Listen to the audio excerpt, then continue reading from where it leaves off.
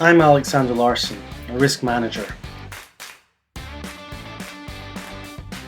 Since I travel a lot with my business, I thought, why not try to meet other risk managers? Learn a little bit about risk management in their countries and try to gain some insight into their experiences. I've been fortunate enough to meet risk managers from London, Lisbon, Glasgow, Dubai, Doha, and a host of other countries. The meetings were really interesting, with a lot of stories shared, some really funny, and others full of learning experiences. I wanted to share some of these meetings so others could get to know these risk managers, and hopefully take away some learning in the process. So when you come to Ukraine, if you come on during the warm period, we'll have a great walk around here. For this episode, I met with Greg. He's based in Dubai and I've known him for quite a while. We talked about his fascinating Middle East and Africa experience, as well as what he feels makes a good risk manager and some of the challenges to risk management as a profession. We also discussed the importance of having a balance between quantitative skills, strategic skills, and soft skills. It was great catching up with him again, and we had a really good session. This is Risk Managers Getting Coffee. Greg, how are things?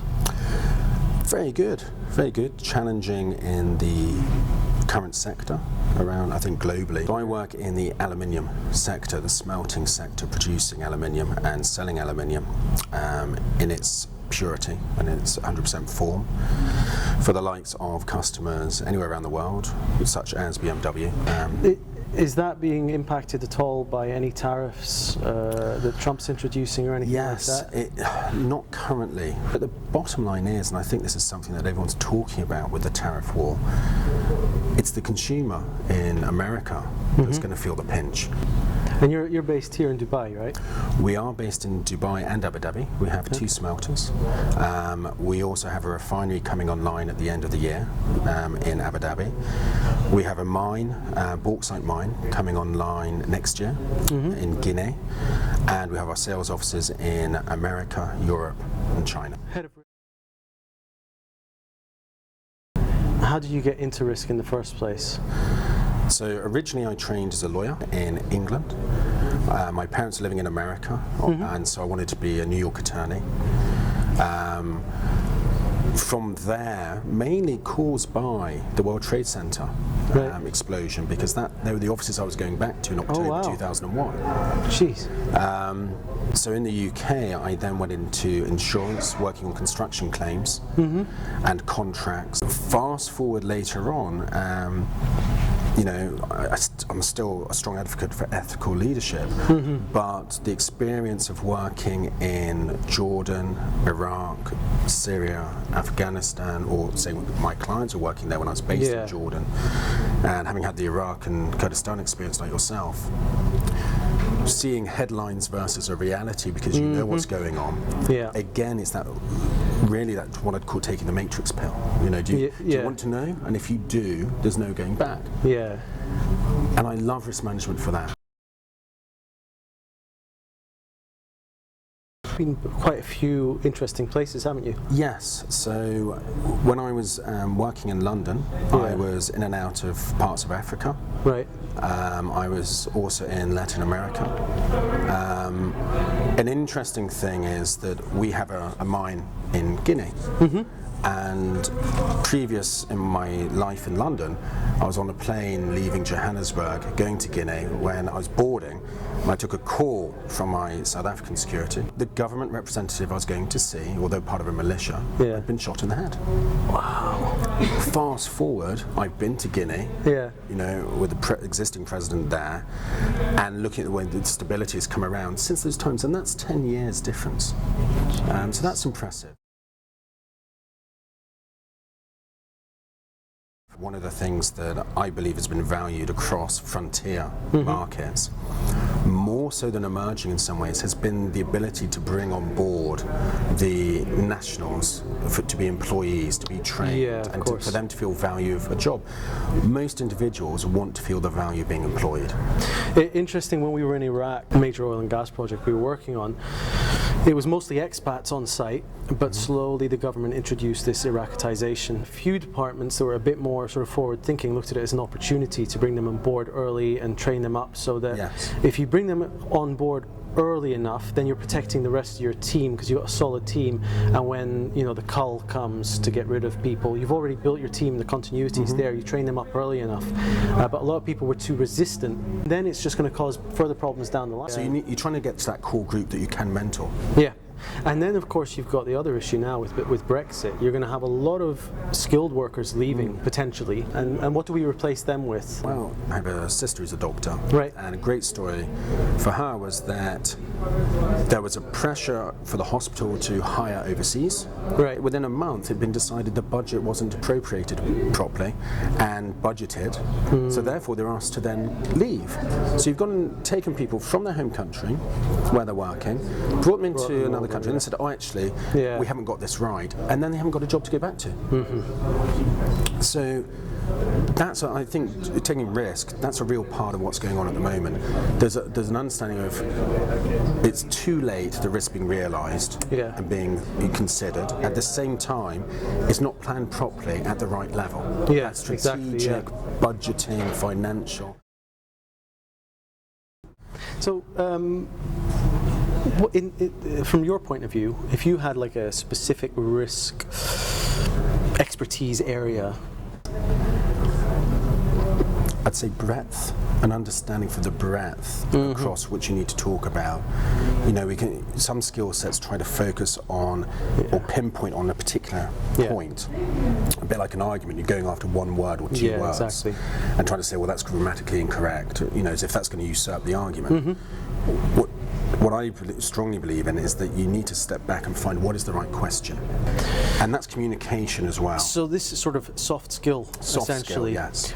Because there's a lot of argument in the risk management community, at least online, about whether you should be just very strong technically or just very strong from a quantitative side, or whether or not soft skills is important or not. You're clearly, I would assume, quite pro soft skills, but understanding that you need, but you're talking about breadth as well. You understand areas of everything, and you wouldn't to a possible degree recognizing you're going to have an expert there, and you need to draw on that expert. Exactly. If you talk about the quants, I think quants are important, but I think quants have been pushed as far as they can go, because what I'm seeing is the fact that you have someone who understands how to analyze and use all the methodologies for inputting and getting out quant stats.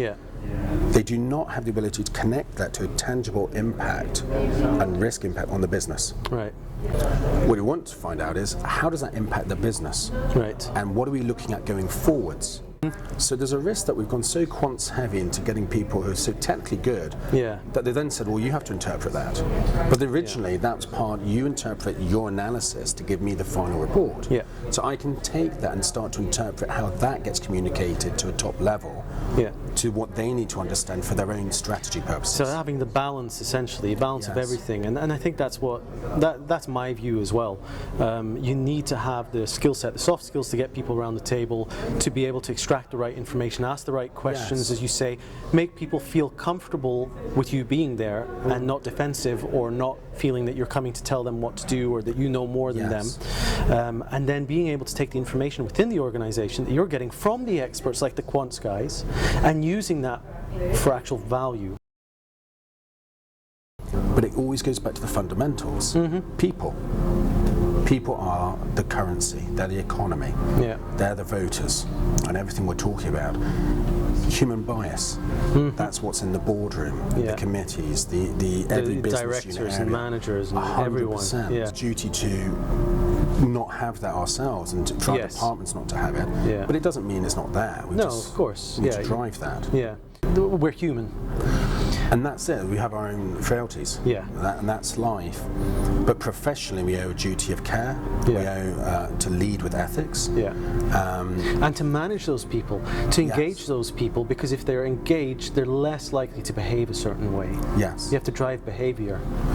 And how do you do that? And again, everyone has their own agenda. Yeah. So they'll say, well, my department's KPIs are. Yeah. Straight away, that I've closed my ears. Exactly. KPIs, why did they arise? For an easy tick box to say whether or not we give you a bonus or promotion. Yeah. They did not arise for any other thing, because if you communicated strategy appropriately within the company, all the way from the top down, yep. you wouldn't need a set of KPIs. Exactly. We're all working to the same goal. Yeah, I actually worked with an organisation once. It was a national park in the UK, and we sat down to look at risks. And I was like, okay, so what's our objectives? The senior management team, the CEO was there, and his management team. And so CEO says, oh, these are the objectives, and there was like 5 objectives. And I was like, okay, great. And I could see some sort of looks around the room. It turns out a couple of the directors had never even seen the objectives. Another director disagreed with the objectives. Another one was confused as to what the objective meant. And the CEO eventually said, look, I have to raise my hand. I just put these together and assumed that my team would back me or understood what I was putting together. Now, if they couldn't even get it right at that level, how is it going to roll down and everyone's working 100%. Towards the same goals? And so he asked me back to run a separate objectives setting session, and we came back and we did that. And they also got feedback from staff as well. Another example I have of risk management was, funnily enough, your suit, you mentioned the wedding in Orkney. Yes. And funnily enough, I did some work with Orkney Council. And I had already done a full session of risk management, identifying risks across the organisation at the top level, but the CEO hadn't ever been involved. So I was reporting back to the senior management team. This was the final workshop, and the CEO decided to turn up. The CEO stopped me halfway and he said, listen, I'm really sorry I wasn't part of these workshops that you held, and now I'm beginning to realise that it was to my own detriment. But could we cancel this and then run another session where I will be involved? I'll put aside a full day and we'll do whatever it takes. That's but I'll be there. Isn't it? What a great response. That day he just bought into it because he was a new CEO. So for him, this was fantastic information. Yes. He said, this is better information than I gained the first 3 weeks where I was asking people to tell me about, what's happening here, what's our local issues, what's the council's goals, and what do we have to do.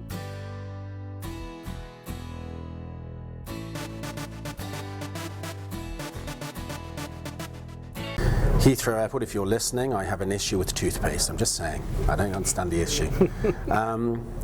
If you've got 100 millilitres and you use 50, there's obviously 50 left in the tube. Yeah. Why do you have to throw it out? Because the tube says 100. Yes.